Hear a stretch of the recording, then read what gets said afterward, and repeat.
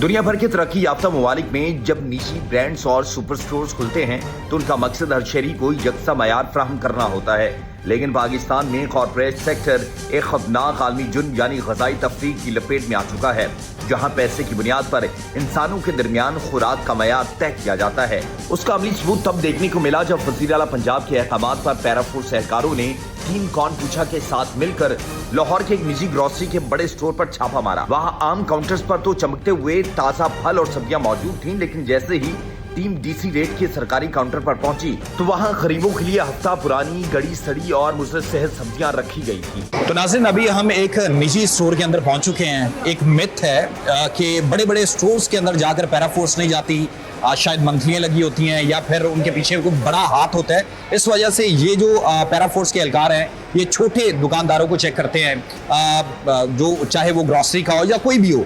लेकिन अभी हमारे साथ अरसलान साहब भी हैं और उसके साथ साथ ईशा रियाज साहबा भी हमारे साथ मौजूद हैं। हम इनसे बात करते हैं कि ये जो मिथ है कि आप लोग बड़े स्टोर्स को हाथ नहीं डालते, छोटे दुकानदारों के खिलाफ कार्रवाइयाँ करते हैं, तो इस हवाले से क्या कहेंगे?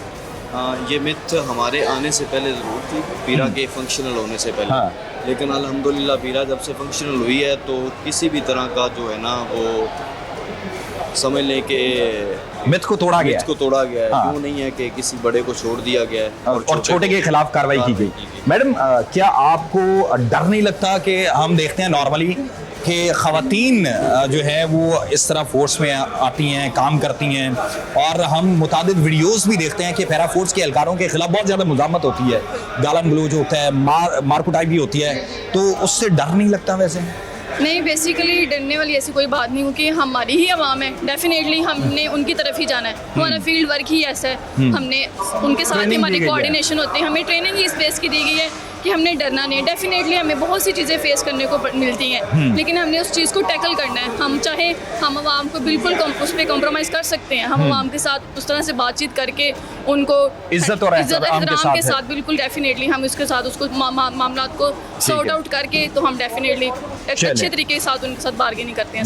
चलें जी, चलें नाज़रीन, आगे चलते हैं। एक्सपायर्ड माल जो है वो बड़े बड़े स्टोर्स के अंदर सेल आउट किया जाता है। फिर उसके साथ साथ ये भी होता है कि यहाँ पर जो है प्राइसेस ज़्यादा होती हैं नॉर्मली। पैराफोर्स के एहलकारों के साथ आकर जो दिखाने का मकसद ये है कि छोटे जो दुकानदार हैं उनके खिलाफ ये कोई है वो कार्रवाई नहीं है। बड़ा स्टोर अगर ज़्यादती कर रहा है तो उसके खिलाफ भी कार्रवाई ये जो है वो की जाएगी। अभी हम क्या चेक कर रहे हैं यहाँ पे? अभी हम इनमें सबसे पहले फ्रूट्स और सब्जियों को चेक करेंगे, क्योंकि हर बंदे के खाने और इस्तेमाल की चीज़ें हैं। डीसी वैल्यूज पे जो गवर्नमेंट की तरफ से, ठीक है। उसके बाद हम इनके देखेंगे कि इनके पास जो बाकी चीज़ें घी है, ऑयल है, दालें हैं, उन चीज़ों को देखेंगे, गोश्त को देखेंगे। ये सारी आइटम्स को ना ओवरऑल मोनिटर करेंगे कि कहाँ पे सही चल रहा है निज़ाम और कहाँ पे इन लोगों ने जो कीमतें हैं वो बढ़ा के वसूल कर। ठीक हो गया, चलें जी, आए चलते हैं और आपको दिखाते हैं कि नाज़रीन कीमतें देखना बड़ा ज़रूरी है।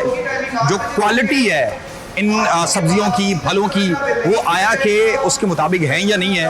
और फिर चलते हैं। वैसे बड़े बड़े स्टोर्स के जब अरसलान साहब आते हैं और यहाँ से आपको थ्रेट का सामना नहीं करना पड़ता कि भाई इतना बड़ा उसने जाइंट खड़ा किया है और फिर उसके बाद आप इनको हिरासा करने आ गए हैं? नहीं, हिरासा करने वाली ऐसी कोई बात नहीं है। ये हमारा कानूनी हक है और पाकिस्तान की कौम का भी ये कानूनी हक है कि उनको जो चीज़ें वो जानने कि उनको क्या बेचा जा रहा है। बिल्कुल ऐसे है, तो कोई भी आपको अपना कानूनी हक इस्तेमाल करने से रोक नहीं सकता। चलें जी, देखते हैं इनके पास। आप इधर चले, वो फ्रूट वाले स्टॉल। चलें जी, फ्रूट वाले स्टॉल पे यहाँ पे आएंगे और फ्रूट वाला जो स्टॉल है वो देखेंगे कि आया कि यहाँ पर क्या है। वैसे ख़वातीन को बेहतर आइडिया होता है, खुद भी लेने जाती हैं कि नहीं, और वहाँ पे देखती हैं सब्जी या फ्रूट वगैरह ये ठीक है नहीं है, इसकी क्वालिटी कैसी है। बिल्कुल ऐसे ही है, फीमेल्स को इस चीज़ का ज़्यादा आइडिया होता है फ्रूट्स का। इसीलिए मैंने आपसे सवाल किया कि ये क्वालिटी अच्छी है ये नहीं। कुछ लोगों के हमारी जो अवाम है उसको बेसिकली आमतौर पे इसी चीज़ पे बेवकूफ़ बना दिया जाता है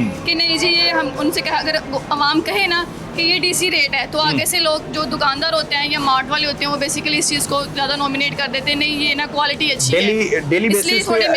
डेली बेसिस पे आपके पास लिस्ट आती है कि कौन सा फल, तो फिर आप इसके अंदर अरसलान साहब किस तरह ये देखते हैं कि ये आम जो है ये फर्ज करें 100 रुपए है, ये 50 रुपए है, तो आप किस तरह इसको आइडेंटिफाई करते हैं सारा? इसमें वाज़ह तौर पर इन्होंने ना लिख के लगाया हाँ, हुआ है। ऊपर जो ये सैरानी है, देसी है, सिंदड़ी है, कौन सा ठीक है।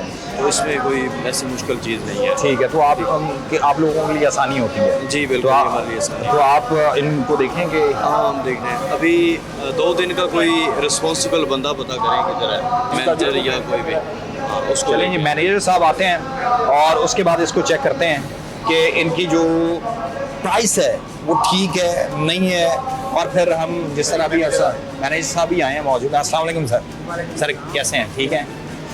ठीक, मामला ठीक है सर हम ज़रा इनके साथ आए हैं जो डीसी वैल्यू पे प्राइसेस हैं चेक करते, जो गवर्नमेंट के एसओपीज़ हैं उसके मुताबिक तो करते भी हैं इम्प्लीमेंट, और ये गाय बगाए इनके विजिट हमारे होते रहते हैं। वेरी जी गुड। जी जी ऐसे अच्छा, अभी सबसे पहले तो आप हमें जो डीसी रेट की रेट लिस्ट है ना वो ज़रा दिखा सकते हैं। चलें जी, डीसी रेट की जो लिस्ट है वो अभी दिखाएंगे और उसके बाद जी ये ज़रा आगे आ जाइएगा सर, जी, जी। मेहरबानी। अच्छा,